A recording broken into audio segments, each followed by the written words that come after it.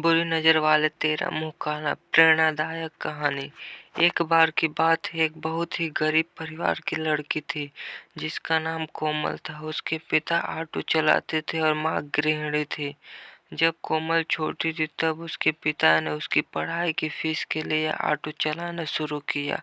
उसके बाद कोमल के पढ़ाई में होशियार होने के कारण उसे स्कूल से स्कॉलरशिप मिलने लगी। तब वह अपने स्कूल की फीस खुद ही भरने लगी। वह बहुत ही होशियार और प्रतिभाशाली लड़की थी। अपने स्कूल में वह हमेशा अव्वल आती थी, इसलिए उसके माता पिता को उस पर बहुत गर्व होता था। यहाँ तक कि उसके स्कूल के शिक्षक भी उसकी बहुत तारीफ करते और हमेशा कहते रहते कि कोमल में कुछ कर दिखाने का जुनून है और वह अपने माता पिता का नाम जरूर रोशन करेगी। कोमल ने स्कूल की पढ़ाई खत्म करने के बाद कॉलेज में दाखिला लिया और उसने वहाँ भी अपनी प्रतिभा दिखाई। उसके प्रतिभाशाली होने के कारण ही कॉलेज की पढ़ाई करते करते ही उसकी जॉब लग गई और वह कॉलेज की पढ़ाई खत्म कर जॉब करने लगी। जॉब की शुरुआत में उसकी तनख्वाह कम थी, फिर ऑफिस में भी उसने धीरे धीरे अपनी जगह बना ली और देखते ही देखते उसकी तरक्की होती चली गई। कोमल की इतनी जल्दी तरक्की होने के कारण उसके ऑफिस के और लोग उससे जलने लगे। उसे हमेशा नीचा दिखाने की कोशिश करते और उससे कहते कि तुम्हारी इतनी औकात नहीं है कि किंतु वह बिना डरे अपना काम करती रहती और उसके काम को देखते हुए उसकी तरक्की होती रहती। कोमल के ऑफिस के एक अन्य कर्मचारी जिसका नाम राकेश था को उससे बहुत ईर्ष्या होने लगी थी, क्योंकि वह उस कंपनी में पहले से था और उसकी उतनी तरक्की नहीं हुई थी और उसकी जगह कोमल की तरक्की हो रही थी।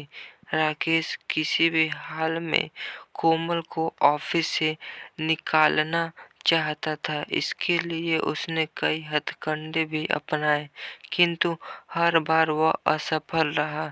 एक दिन कोमल ऑफिस में देर रात तक काम कर रही थी।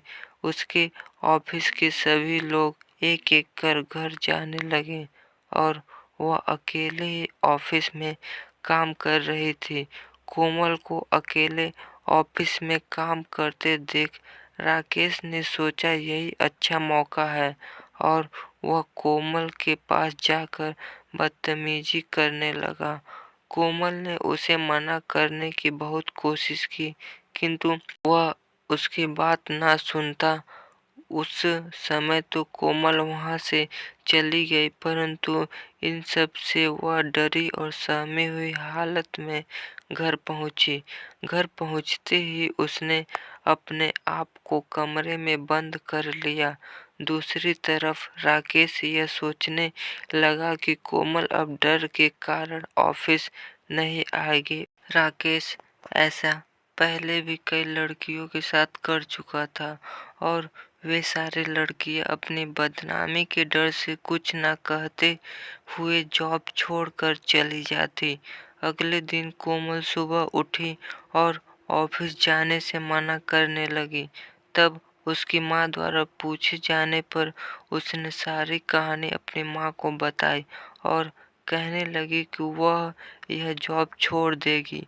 कोमल की माँ ने उसे समझाते हुए कहा कि तुम तो इतनी होशियार और साहसी लड़की हो, यदि तुम ही डर के कारण यह जॉब छोड़ दोगी तो इससे कुछ नहीं बदलेगा, क्योंकि ऐसा आज तुम्हारे साथ हुआ है, कल कोई और लड़की आएगी और उसके साथ भी वही हुआ, तब वह भी तुम्हारी तरह डर के कारण जॉब छोड़ने के लिए कहेगी। लेकिन इससे राकेश जैसे लोगों को बढ़ावा मिलता रहेगा और वे लड़कियों को अपने हाथों की कठपुतली समझते रहेंगे।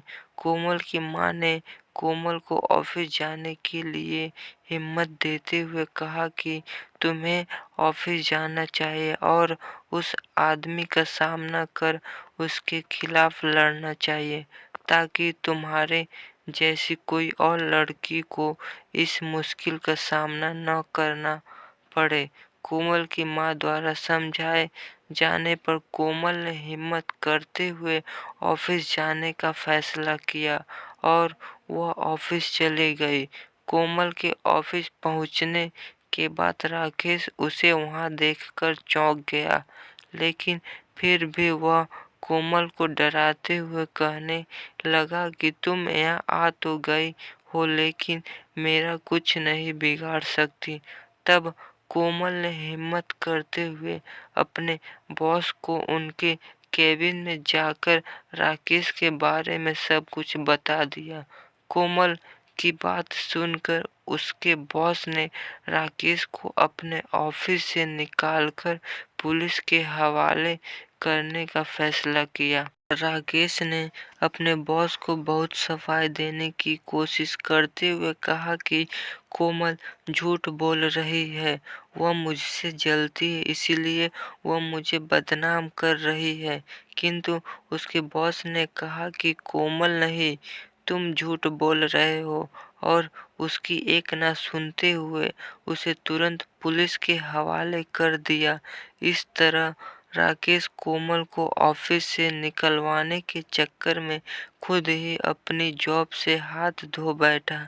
इस कहानी से हमें शिक्षा मिलती है कि जब राकेश ने कोमल को ऑफिस से निकलवाने के लिए उसके साथ दुर्व्यवहार करने की कोशिश की, तब राकेश को ही ऑफिस छोड़कर जेल जाना पड़ा। उसी प्रकार कभी किसी पर बुरी नज़र नहीं डालनी चाहिए, क्योंकि इससे खुद का ही बुरा होता है।